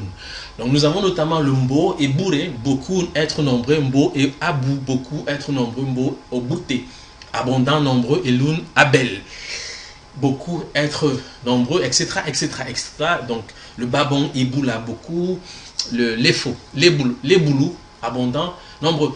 C'est à partir du Fan, Eboul, 9, du Babon, Iboula, être nombreux, du Bassa, Boulous, augmenté, que se forme le mot Biboulou, le nom du fleuve qui sépare le monde des mortels et le monde des immortels dans le Mvet, la tradition épique du peuple Fan. Donc le Fan Biboulou donnera le grec Biblus, le français Bible, synonyme de livre. Donc voilà l'origine du mot Bible en réalité. Ceci va être précisé. Et je rappelle que ce mot Bible là, correspond au Kalatos. Hein. Si vous maintenez le lien avec ce que j'ai dit précédemment, hein, lié au mortier, etc. et Boki, tout ce que j'ai dit précédemment, il y a une ligne qui est suivie. Et si je passe rapidement, parce qu'on n'a pas le temps de s'apesantir là-dessus, et de toute manière, ceci est décrit dans le livre, mais il faut savoir que c'est le Fan Biboulou qui donne naissance au mot grec, soi-disant Biblus, qui désigne en réalité le papyrus. Hein, parce que les Grecs appelaient le papyrus le Biblus. C'est pour ça qu'on obtient Biblus, qui est la Bible. Mais qu'est-ce que c'est que le papyrus? C'est le support des médiunétaires qui est la parole divine. Donc c'est pour ça qu'on obtient le mot Bible qui est associé aux Saintes Écritures, etc., etc. À l'origine, il s'agit des hiéroglyphes, bien sûr. Mais ça, je crois que ça ne pose aucune difficulté. Donc on va avancer. Pourquoi le fleuve? Alors, parce que quand on regarde le Mvet, bien sûr, on voit que Biboulou est associé au fleuve. C'est le fleuve qui sépare les deux mondes, donc le monde des mortels et le monde des immortels. Une première approche, en fait, à travers la langue Dogon, nous donne déjà le mot de l'énigme, puisque le Dogon Bara signifie accroître, augmenter, donc idée toujours de multiplication. Bari, dans la même langue, donc le Dogon, signifie s'accroître, s'augmenter. En Wolof, innombrable se dit Wassar, synonyme du Fan Ngambé, être nombreux, Ngamé, être nombreux. En outre, l'arabe Bassar, variante Bachar, signifie humanité, genre humain. Alors, c'est le Wolof déjà qui nous permet d'approcher le sens ou l'origine véritable de ces notions, puisque nous avons le mot d'Osiris, le nom d'Osiris lui-même, parce que Wassar, naturellement, c'est le nom d'Osiris, il faut le savoir, c'est une vocalisation de ce nom, hein, W-S-I-R, etc. Donc c'est Wassar. Mais traduit en Wolof par innombrable. Et le Fan offre Ngambé, être nombreux, mais il faut savoir que Ngambé, c'est une variante de Nzambé qui veut dire Dieu. Donc on est toujours dans le même le même registre. Et l'arabe, Bassar n'est qu'une variante du Wolof Wassar, car le B et le W sont interchangeables, comme nous aurons cette vérification avec le mot Bantou, qui devient Watu, c'est-à-dire les hommes, dans la cuvette congolaise. Donc ceci ne pose aucune difficulté. Voilà. Et le Dogon Bari, s'accroître, correspond au Baris qui paraît chez Théodore de Sicile pour décrire la barque d'Isis. Ok? La barque d'Isis, Baris. Donc voilà le lien avec le fleuve. Mais nous n'allons pas ici aller dans le détail car ceci nous conduit vers d'autres... il faut avoir en tête les notions de la passion d'Osiris pour savoir exactement quel est le rôle du fleuve, etc. Nous n'allons pas développer là-dessus, mais c'est un corpus qui est soutenu et qui se tient de bout en bout. Ça, il faut le savoir, sauf que ici, nous traitons par un angle spécifique, puisque nous voulons aboutir à l'origine du mythe de la tour de Babel. Donc, Bassar de l'arabe correspond au Wassar, innombrable en Wolof, et c'est le nom d'Osiris lui-même. Okay? Donc, quand on dit Bassar chez les Arabes, en réalité, il s'agit du nom d'Osiris. Dans le livre, Kemet, le sens du nom, ceci est développé, car ce mot Bassar conduit à des développements très très importants en relation notamment avec la langue arabe. Donc le proto-bantou, Djamba, signifie palmier. Donc dans les langues dites bantou, car c'est un terme conventionnel, puisque bantou veut dire les humains, donc ce n'est pas une langue, mais le proto-bantou propose Djamba, palmier. Or, il s'agit d'une variante de Zamba qui signifie Dieu. Donc on voit déjà le lien ici entre le palmier que nous décrivons ensuite et que nous avons abordé plus haut, et la notion de Dieu. Ok? Voilà. Maintenant, la pierre, car nous avons aussi traité de la pierre. Le Mboshi, Ibwe pierre, le Mboshi, Ibwe pierre, etc. Le Chiluba d'Ibwe pierre, Chiluba d'Ibwe palmier, etc. Il s'agit toujours du même mot, le Swahili Jiwe pierre, etc. Donc, ce que je souhaite dire ici, c'est que par exemple, le Langui Iwe pierre, pluriel Mawe, correspond ou explique le Chiluba Maweja, qui est le nom que porte le démiurge de cette tradition, donc Maweja Nangila. Donc, il s'agit d'un pluriel de qualité, puisqu'en réalité, Mawiya, c'est un pluriel. Okay? Donc, le Langui Mawiya, Pierre, explique le Chiluba Maweja, le nom que porte le démiurge de cette tradition de la cuvette congolaise. Et vous savez l'importance de la pierre, même dans la tradition chrétienne, puisque le disciple Pierre est celui sur lequel se fonde l'Église. Okay? Et ce n'est pas un hasard. Cette idée naît de ce que nous sommes en train de décrire ici. Le nom du palmier sert à exprimer le grand nombre dans la langue bassa. En effet, le palmier se dit liko. Donc nous sommes toujours dans le registre de la multiplication. Liko en bassa. Iko signifie 1000. 10 000 se dira Jomli Diko et 100 000 Bogol I Diko. Le million se dit Idoun et le milliard Iko I Idoun. En outre, Iko Imbok traduit les termes souverain, prince, haut fonctionnaire, ministre, doyen d'âge, personne la plus âgée du groupe. Il s'agit ici d'une référence explicite au personnage même d'Osiris. Ok? Voilà. Donc, Aneton Ibula signifie multiplication. Donc, ici, la relation est nette. Ok? Pluriel Biboula. Voilà pourquoi nous avons de l'autre côté, donc Biboulou pour le fleuve. Mot formé à partir d'Ibou, 9. En Bobangui, 9 se dit Libois, homonyme de Libois, pierre, dans la même langue. Inri signifie pierre en négro-égyptien. Okay? Ceci est très important. Le négro-égyptien Inri signifie également sphère, un mot qui se trouve lié à Nebet, d'hémisphère, hémicycle, cuvette. Nebet, qui bien sûr est l'attribut de Nephthys, donc la calebasse, la cuvette, donc le calatos, si vous suivez mon idée.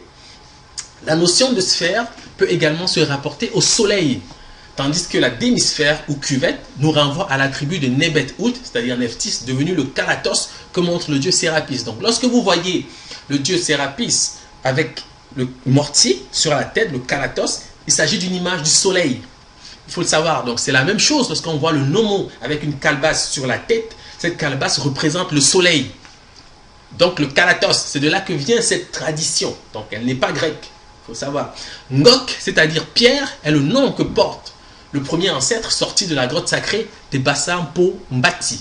Okay? Donc même l'idée de fondation est endogène aux traditions des peuples noirs, puisque Ambassa Ngok, qui signifie pierre, pierre, c'est le nom que porte le premier ancêtre qui est sorti de la grotte sacrée. Ok? Voilà. Alors, sur cette pierre, je bâtirai mon église. C'est ce qui est dit dans le texte biblique. Donc, que représente l'acronyme INRI? On l'a dit tout à l'heure, INRI signifie pierre en hébreu-égyptien. Cet acronyme, traduit par Jésus le Nazaréen, roi des Juifs, figure sur la plupart des représentations de la crucifixion. Comme souvent en pareilles circonstances, l'origine du symbole reste indéterminée. Donc, lorsque vous faites une recherche pour savoir d'où vient cet acronyme, vous aboutissez sur une indétermination. Donc, personne ne sait d'où il vient, mais on l'utilise. Bon, voilà. Symbole attesté toutefois à partir du IVe siècle, donc du IVe siècle, okay, de l'ère actuelle, donc très tardivement au regard de l'histoire négro-égyptienne, ça c'est sûr. En réalité, cet acronyme procède du négro-égyptien INRI, qui signifie pierre, l'un des noms d'Osiris. Il faut le savoir, donc ici les graphies sont représentés, nous avons INRI pierre, et nous avons ici, donc ce rectangle représente une pierre associée à Osiris, donc c'est son nom, hein, INRI pierre, donc Osiris s'appelle Pierre, ok. Entre Osiris et la pierre, il n'y a pas de différence. C'est pour ça qu'on retrouve ce symbole associé au personnage de Jésus, Inri, ici, ok, qu'on traduit par Jésus le Nazaréen, roi des Juifs. Mais pourquoi traduit-on ce mot par roi des Juifs? Et ceci est très important, vous allez comprendre pourquoi. Le mot juif, ou Jew en anglais, procède du swahili jiwe, qui veut dire pierre. Ok? Le B, le W, le F et le P sont interchangeables dans les langues négro-africaines, ce qui offre au swahili jiwe, pierre, d'équivaloir au kikongo diba, palmier, ou au bassa jap, termitière. Ok? Ici j'ai introduit le bassa jap, termitière, parce qu'il faut savoir que tout ceci est lié. Ok? Les termitières ont été considérées comme des cathédrales. En fait, on est en train d'entrer progressivement ici, mais je ne vais pas poursuivre, hein, dans toute la tradition des constructions gigantesques de la vallée du Nil, okay, qui aboutiront plus tardivement aux traditions des cathédrales, etc., qu'on retrouve en Europe. Okay. Mais je vais juste introduire et puis je vais m'arrêter là parce que c'est un autre sujet et c'est vraiment dense. Donc, voilà. Mais c'est ça. Alors, quand je dis que le swahili jiwe pierre correspond au bassa dja termitière, ça peut surprendre, je peux le comprendre, mais ça ne surprend pas qui connaît les correspondances phonétiques, puisque nous savons que le W et le P sont interchangeables. Ok? Donc, le bassa a tendance, et ça, ceux qui connaissent cette langue vont l'observer en comparaison des autres langues de la cuvette congolaise, à ramener les consonnes à l'intérieur, comment dire, à ramener les voyelles, pardon, à l'intérieur des consonnes. Donc, certains vont dire kata, livre, mais le bassa va dire kat, livre. Donc, il ramène à l'intérieur. Certains vont dire mata, ascension. Le bassa va dire mat. Donc, il va ramener le A, les consonnes ensemble à l'intérieur. Comment dire? Les voyelles, pardon. Je m'excuse. J'espère que c'est clair. Le bassa va ramener les voyelles à l'intérieur des consonnes. Voilà, systématiquement. En tout cas, quasi systématiquement. Ça c'est quelque chose qu'on observe assez souvent. Et je rappelle aussi que la termitière est une tour, soit dit en passant, mais on va préciser cette idée plus loin. Donc, le swahili jiwe, pierre, est aussi à l'origine de l'anglais jewel. Il s'agit du même mot qui signifie pierre précieuse, joyau, ou jewelry, joaillerie. Ceci explique d'ailleurs la tradition juive associée au traitement des pierres précieuses. Ça, il faut le savoir parce qu'il y a un lien. Ce lien procède également de ce que nous sommes en train de décrire ici.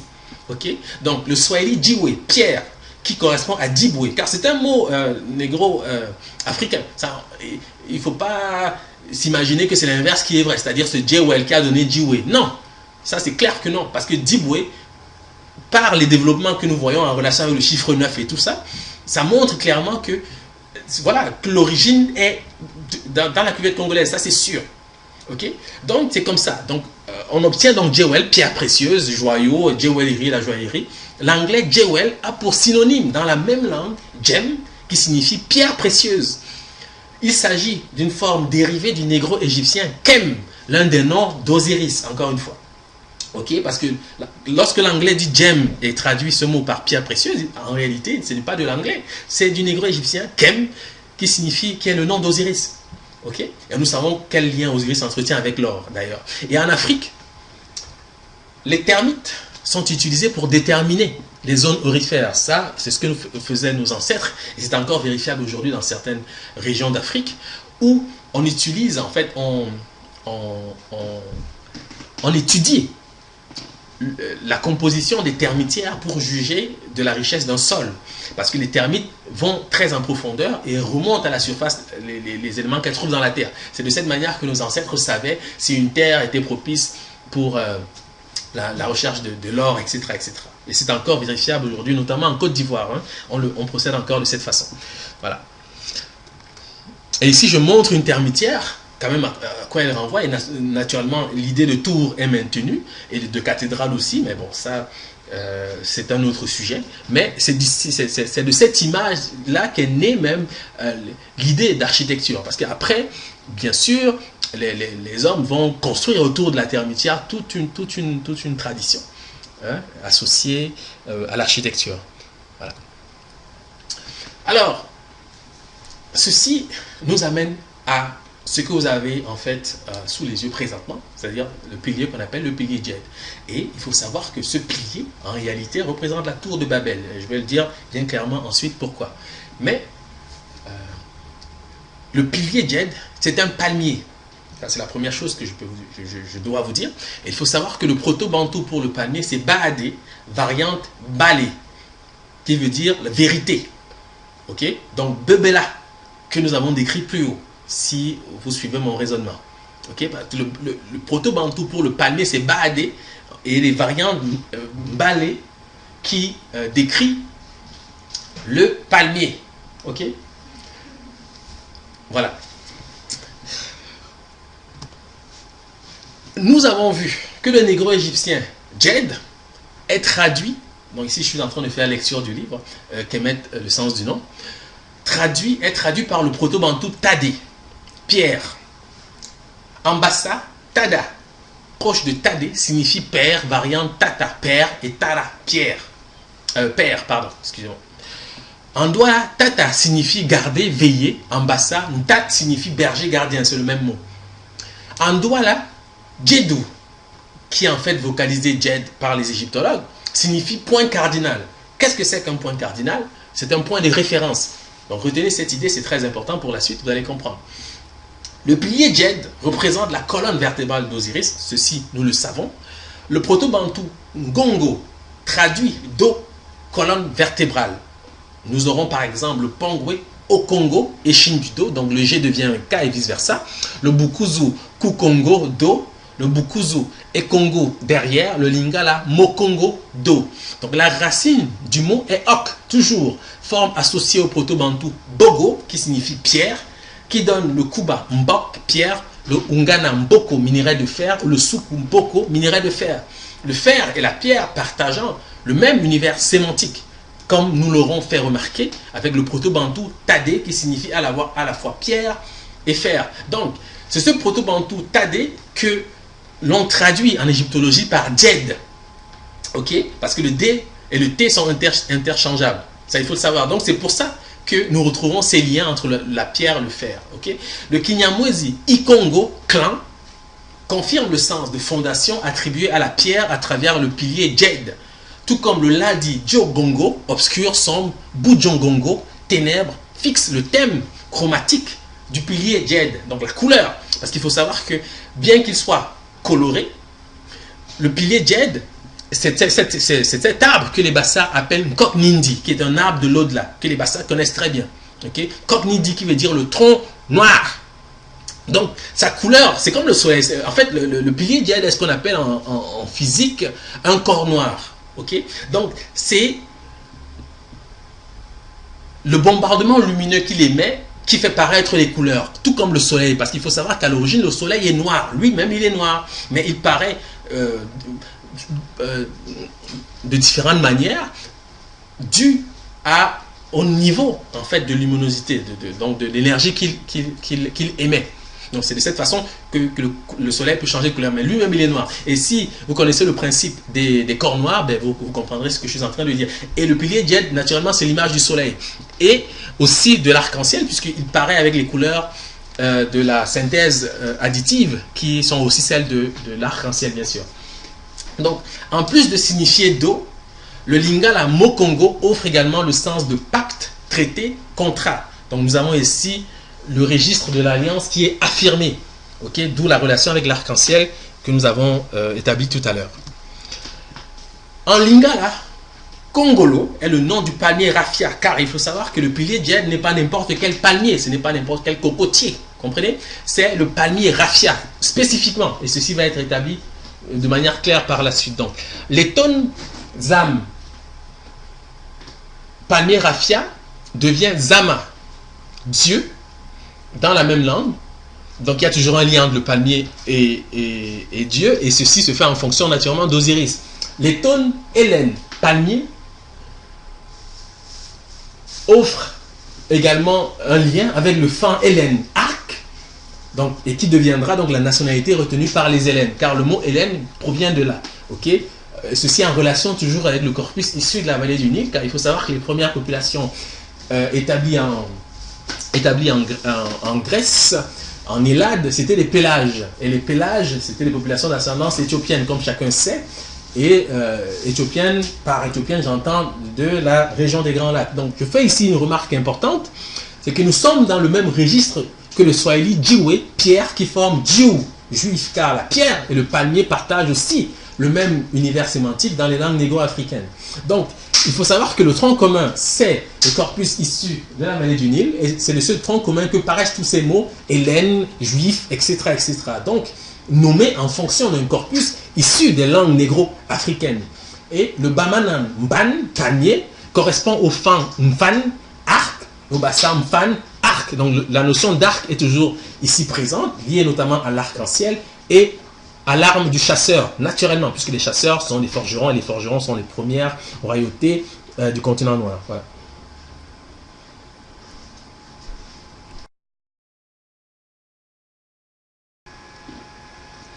Alors, ce que nous venons de dire, en fait, nous permet de comprendre, en fait, l'origine de l'arbre de Noël.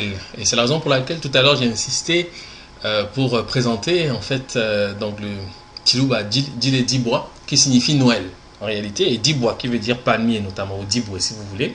Et pourquoi? Parce que vous allez observer une chose, c'est que les Grecs, les populations occidentales, en tout cas, quand on dit occidentaux, bon, c'est parce que pour nous, c'est pas l'ouest, hein, c'est le nord, c'est l'ouest pour les Russes.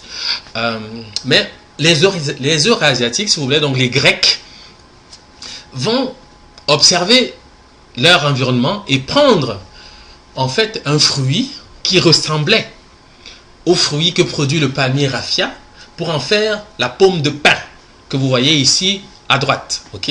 À gauche, vous avez le fruit du palmier raffia. Donc, c'est ce fruit-là du palmier raffia qui va donner naissance à l'image de la pomme de pin, qui est un attribut de Dionysos, ou parfois de Bacchus aussi, comme chacun sait. Dionysos et Bacchus qui sont des adaptations tardives hein, du personnage d'Osiris.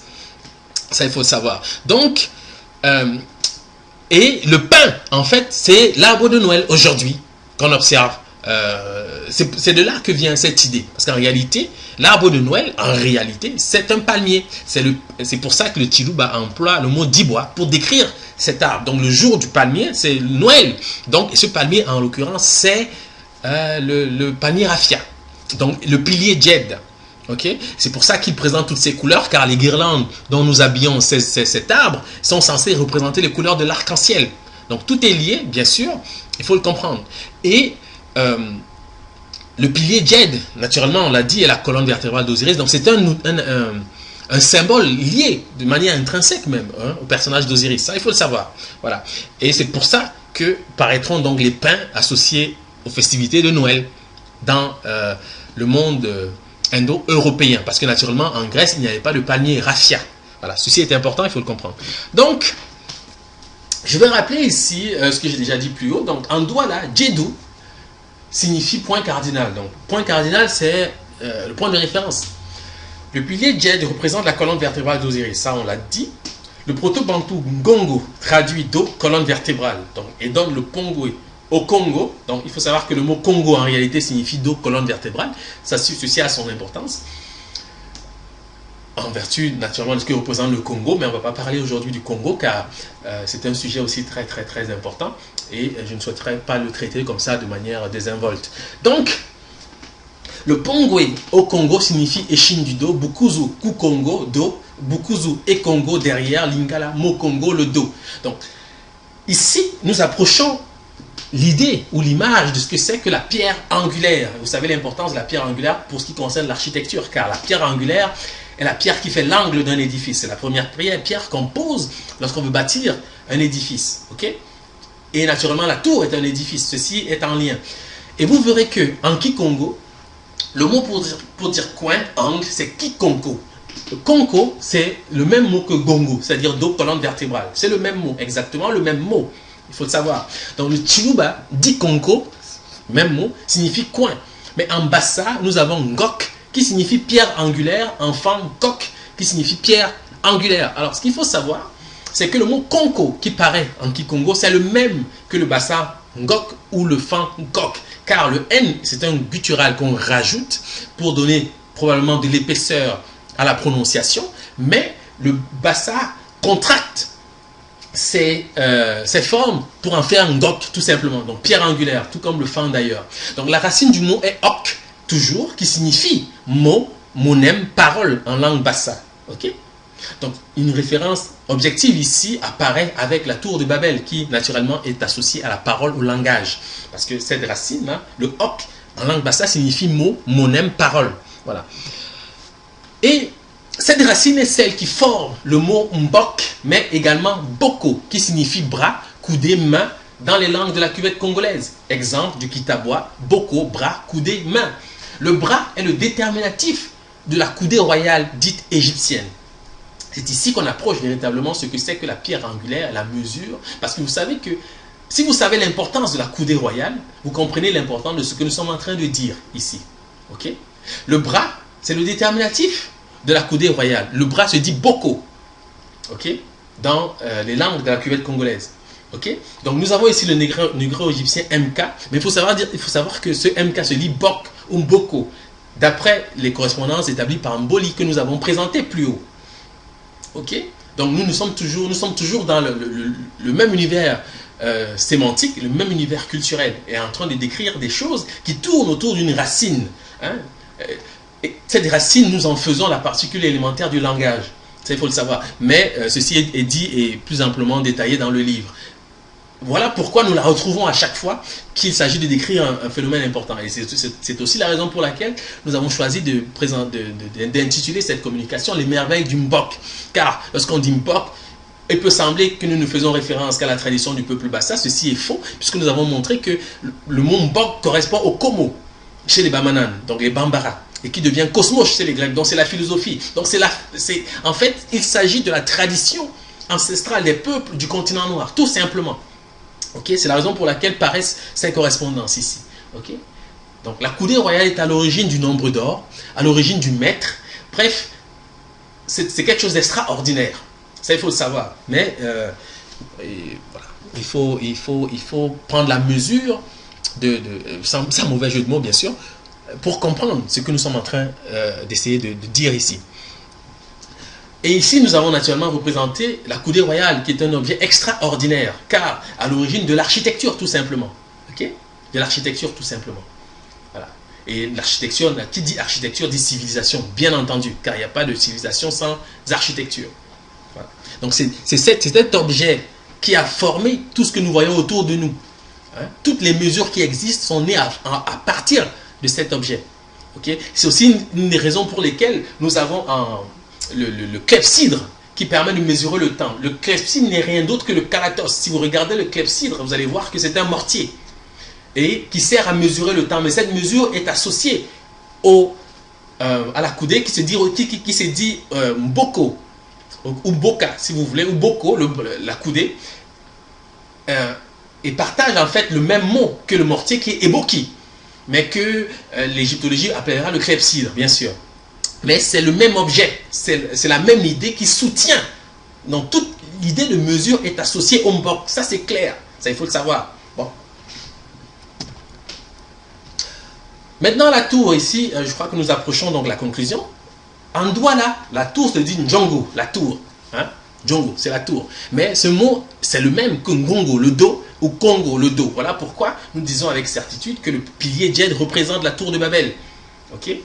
Et ceci est précisé encore davantage, puisque nous avons ici le Douala Eyala, qui signifie parole, et le Douala Ekala, qui signifie feuille de palmier. Donc il y a une relation entre la parole et la feuille de palmier, car le mot Yala ou Kala, c'est le charbon, le carbone. Okay? Donc vous voyez le lien avec le nom même du pays que nous décrivons depuis tout à l'heure. Et il existe une relation de correspondance, nous l'avons dit, entre le Y et le K. Hein?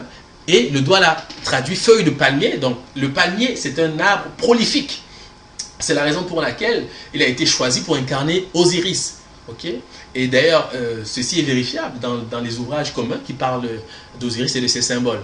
Okay? Le palmier, c'est un arbre qui fructifie jusqu'à sa mort. C'est pour cette raison qu'il a été choisi par nos ancêtres pour incarner donc, ce que représente le dieu Osiris, qui est toute une affaire. J'invite la jeunesse à s'intéresser, parce qu'elle est certainement moins attaquée, si je puis dire, par tout ce qui concerne l'aliénation, à s'intéresser à ce que représente Osiris. Vraiment, c'est quelque chose d'extraordinaire. C'est quelque chose d'extraordinaire. Et ce n'est pas un concept abstrait, comme on le voit, car c'est des choses de tous les jours qui paraissent associées à ce qu'il représente. Okay? Donc, le Wolof Wassar, innombrable, est la forme qui permettra d'attester de l'origine négro-africaine du mythe de la tour de Babel. En effet, Wassar devient Bassa en sanskrit, traduit par spoken language. Okay? Donc, langage parlé, si vous voulez. Le mot offrira les variantes Bahaza, Bassa, Bassa ou Faza, avec une correspondance entre le B et le P, traduit par langue, langage, dans les dialectes et les langues d'Asie, donc notamment en Thaïlande, en Indonésie, en Malaisie. Le nom d'Osiris et les symboles qui lui sont attachés rendent compte de la notion de mot ou de parole dans les langues négro-africaines. Maintenant, si vous connaissez l'importance de la parole, vous saisissez l'importance de la figure d'Osiris. Okay? La parole dans la tradition négro-africaine, c'est quelque chose d'essentiel. C'est à l'origine même de la création du monde, en réalité. Okay? Donc, lorsqu'on parle de Dieu associé au palmier, ce n'est pas une vue de l'esprit, ce n'est pas de l'animisme, je ne sais quoi, des mots, bon, voilà, qui valent ce qu'ils valent. Mais nous sommes en train de parler de quelque chose qui est extrêmement puissant, extrêmement fort. Okay? Bon. C'est ainsi que nous aurons le langui, Isare, qui veut dire mot. Isare, ce n'est autre que le nom d'Osiris. Or, en langui, langue parlée, je crois que c'est en Tanzanie, donc dans la région des Grands Lacs, le langui traduit Isare par mot. C'est le nom même d'Osiris, qui vocalisera donc le nom d'Osiris. En Bassa, Anga, traduit mot, parole. Il s'agit du trilitère Ankh, signifiant vie, que l'on trouve associé à la figure d'Osiris, encore une fois. Okay? Donc, on est en train de vous dire ici que la parole, c'est la vie. Et ceci est vérifiable dans les traditions tous les jours, les traditions endogènes des peuples noirs. Dans cette langue, Anga est synonyme de Ok, qui signifie mot, monème, parole. La racine qui forme Bok, que nous décrivons comme étant la particule élémentaire du langage.